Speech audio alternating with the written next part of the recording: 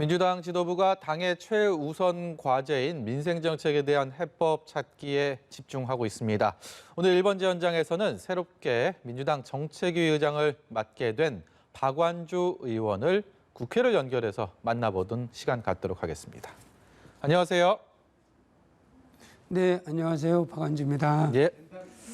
먼저 5.18 얘기 좀 해보겠습니다. 오늘 41주년 네네. 추모식 열리고 있는데 여당 의원들 지도부 가서 있는 것들은 뭐 매년 봐왔던 모습인데 지금 국민의힘 지도부와 국민의힘 현역 의원들이 공식도 초청을 받아서 한 모습들을 보면 굉장히 기존에 볼 수 없던 상황들이라서 어떻게 박 의원께서는 보고 계시는지 좀 먼저 여쭤보겠습니다.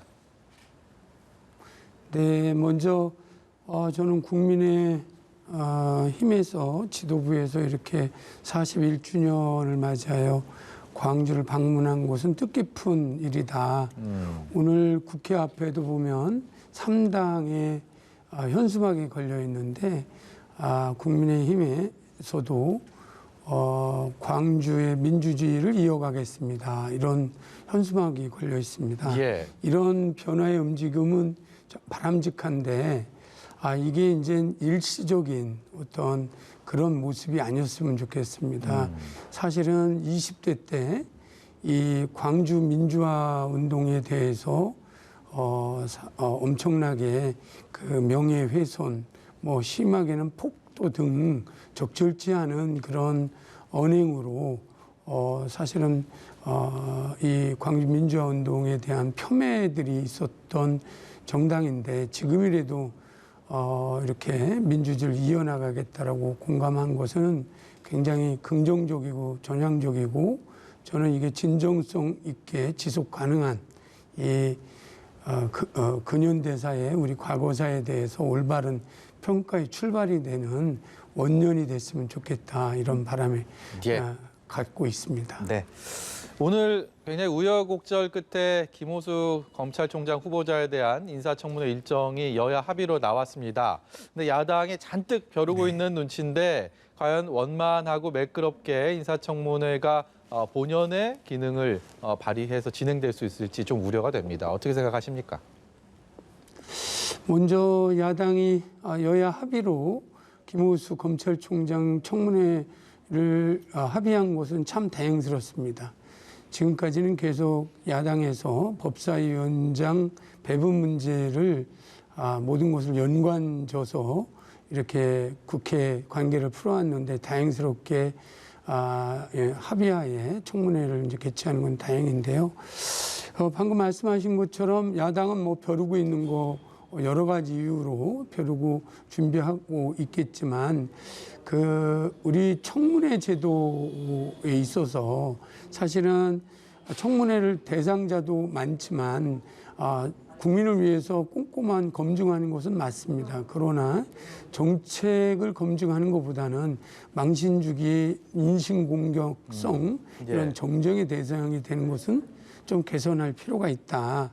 그래서 사실은 얼마 전 대통령께서도 말씀드렸지만 문재인 정부에서 이제 청문할 수 있는 사람은 얼마 있지 않고 다음 정부서부터는 누가 되든 이 좋은 인재를 발굴해서 국정에 쓸 수 있도록 청문회 자체를 좀 정책 능력 검증하고 또 도덕적 검증을 좀 분리하는 이런 방식 제도 개선을 이제 여야가 이해관계가 아니라 지금이 제일 딱 적기다 이렇게 생각을 하고요.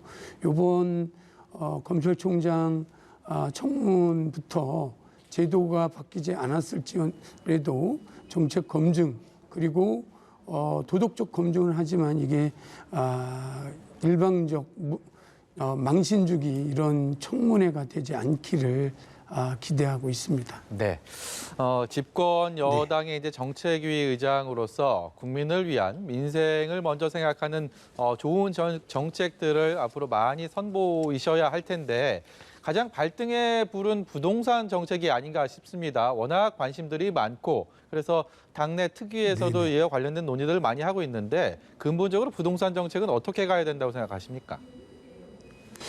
일단 뭐 몇 번에 걸쳐서 원칙을 말씀드렸지만 실수요자에 대한 보호는 해주고요. 사실은 그리고 국민들 눈높이에 그게 이제 조금 부당하다 또는 예. 과하다라고 하는 부분이 정책들이 있다면 사실은 지금 현재 말씀하신 대로 특위에서 공급, 세제, 금융, 그다음에 부동산 대책 이렇게 네 분야로 나눠서 지금까지 쭉 추진해왔던 부동산 정책에 대해서 전반적으로 지금 검토를 하고 있습니다. 예. 그래서 사실은 무주택자를 사실은 정책의 중심에 두고 그리고 1가구 1주택에 대해서는 최대한 이 과세라든지 이런 부담에 대해서 조정해 나가고 다주택자에 대해서는 사실은 이 부분에 대해서 여러 가지 저희가 과세 정책이라든지 뭐 이런 부분에 대해서는 지금 6월 달 되면 실행될 예정이기 때문에 예. 면밀하게 각 분야에 대해서 지금 논의를 하고 있고요. 이 시간에도 지금 제가 특위에서 논의를 하다가 이렇게 나왔는데 아마 이번 주 안에는 그 중에서도 6월부터 재산세 같은 경우에는 이제 6월 1일을 기준으로 하기 때문에 좀 서둘러서 입법을 해야 되는 부분에 대해서는 좀 논의를 우선 지금 정리를 해 나가고 있는 과정이고요. 역시 야당하고도 이제 입법 수정안들이 나오면 협의를 해서 좀 국민들한테 실수요자들한테 피해가 가지 않게 그리고 부동산이 안정화되는 기조를 유지해 갈 수 있도록 그렇게 준비를 하고 있다는 말씀 드리겠습니다. 주택담보대출 비율이 어떻게 조정이 되느냐. 사실 여기에 대해서도 앞서서도 저희가 얘기를 했는데 굉장히 관심이 많습니다. 이 송영길 대표와 윤호중 원내대표 간에 약간의 온도차가 있는 거 아닌가 뭐 이런 얘기들도 있고요. 실제로 정확히 뭐 확정은 되지 않았겠지만 좀 상향 조정되는 움직임은 확실히 좀 있는 겁니까? 그러니까 전체적인 거는 아니고요. 그게 이제 현재 담보율에 대해서 이제 지역마다 약간 차이는 있는데 대상이 예. 이제 원래 우리 송영길 대표님이 말씀하신 거는 사실은 송영길 대표님이 공급에 대한 누구나 집이라고 하는 정책을 핵심 요지가 10%만 갖고 있으면 내 집을 가질 수 있다라고 하는 그런 정책을 설명하면서 이제 뭐 말씀하신 것 같고 전체적 특위 내에서도 생애 최초 청년 이런 이제 주택자에 대해서는 조금 전체가 아니라 조금 완화하는 금융에 있어서 완화를 하는 방향에 대해서 현재 검토를 하고 있는데 그게 이제 뭐 10%냐 20%냐 뭐 90 얼마를 올릴 건가 이거는 면밀하게 대상과 혜택자에 대해서 그다음에 또 이제 금융당국하고도 이런 부분들도 같이 지금 검토를 해 나가고 있고요. 아직은 뭐 확정적으로 얼마다 이렇게 합의된 부분은 아니고 열어놓고 지금 논의를 하고 있다는 말씀 드리겠습니다. 예. 또 한 가지요. 최근에 이제 가상화폐 거래 시장이 워낙 활성화되면서 이 관련된 뭐 투자 사기 같은 그런 관련 범죄 피해들도 굉장히 늘고 있는 것 같습니다. 좀 보다 안전한 투자 환경을 위해서 어떤 장치들이나 방안들이 좀 필요하지 않을까라는 생각도 그런 얘기들도 많이 하는데 어떤 견해 갖고 계십니까? 예, 맞습니다. 이 가상 자산, 정확하게는 가상 자산 시장이 한 31조까지 육박했고요. 주간 거래 방문자 수가 한 580만까지 참여를 하고 있는 것인데 사실은 이 부분에 대해서 2달 전에 특검법에서 사실은 이게 일정한 작업 조건을 갖고 거래소 등록을 9월 24일까지 해야 됩니다. 예. 근데 이제 한 4개 정도의 거래소가 한 90% 이상 거래를 포지션을 갖고 있는데 그 외에 아주 이제 한 5% 정도가 한 200여 개가 있는데 여기에는 이제 방금 말씀하신 것처럼 거래대금 안전보장이라든지 거래소가 등록되지 않았다든지 뭐 사기라든지 뭐 이런 여러 가지 불법적인 이런 피해들이 지금 속출하고 있기 때문에 단순 가격이 뭐 자산 가치가 떨어졌다의 문제가 아니라 이런 시장에 있어서의 투명성들이 담보가 안 돼서 참여는 많이 하고 있는데 그런 피해가 발생이 우려되고 이미 발생이 되기 때문에 그런 참여자에 대한 피해 예방 차원에서 정부에서도 좀 여러 가지 대책을 조만간 발표할 예정인 것으로 알고 있고요. 예. 그다음에 국회에서도 사실은 이 부분에 대해서 입법으로 이제 두 분이 법을 발의해 놓은 상황이기 때문에 단순히 이걸 제도권으로 끌어들일 거냐 말 거냐의 문제를 떠나서 현재 존재하고 있는 참여자들에 대한 그 불법적 거래소에 대해서는 좀 정부가 강력하게 단속을 하고 그다음에 9월 24일까지 조금 더 투명하게 거래할 수 있는 조건을 만들 수 있게 독려하고 이러한 부분들이 필요한 시점이다 이렇게 생각을 하고 있습니다. 네, 최근에 원내대표 경선도 그렇고요. 당대표 선출을 한 전당대회에서도 마찬가지였고 이른바 친문 대 비문 뭐 이런 대결 구도로 많이 외부에선 봤습니다. 그래서 그런 해석들을 하면서 결과적으로는 당대표는 비문으로 분류됐던 송영길 대표가 당선이 됐고 그런 송영길 대표가 역시 비문으로 분류됐던 박완주 의원을 정책위 의장으로 이렇게 발탁을 해서 좀 같이 이렇게 호흡을 맞추고 있는 이 상황들 이 부분들 스스로는 어떤 의미가 있다고 보시는지 여쭤보겠습니다. 저는 그렇게 나누는 자체 사실은 서운합니다. 우리 송영길 대표는 우리 문재인 정부 만드는데 총괄본부장 예. 역할을 했고요. 저는 당시 탄핵을 이끌면서 이끌었던 원내 수석이자 첫 번째 문재인 정부가 민주당 정부라고 했을 때 집권 여당 1호 당 수석 대변인이었어요. 이런 역할을 한 사람한테 비문이다, 친문이다고 하는 프레임 자체는 저는 좀 동의할 수는 없고요. 사실은 이번 송영길 대표가 됐던 여러 가지 요인들이 있었던 것이죠.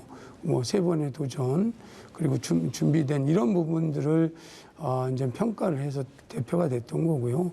저를 정책의장으로 썼던 부분은 이게 친문 비문보다는 어떻게 보면 저의 그간 뭐 원내 수석이나 당 수석 대변인 등 이런 활동을 보고 정책에 있어서 조금 잘 지금 중요한 시기에 우리 당 정책을 잘 만들 수 있지 않겠느냐라고 하는 평가가 사실은 더 높게 평가해서 이렇게 정책위장이라고 하는 중책을 주지 않았나 이렇게 생각을 합니다. 어쨌든 남은 1년 동안 뭐 친문 비문 뭐 이렇게 편가를 계제가 없고요. 그건 이제 언론에서 그렇게 규정하는 것 같고요. 저희는 남은 1년 문재인 정부 마무리 성공을 위해서 입법 과제를 충실히 하고 더 중요한 건 또 문재인 정부 성공의 지름길은 민주정부 4기 정권 재창출 만드는데 모두 한 몫으로 단결해서 해야 될 그런 과제가 있다 이렇게 생각을 합니다.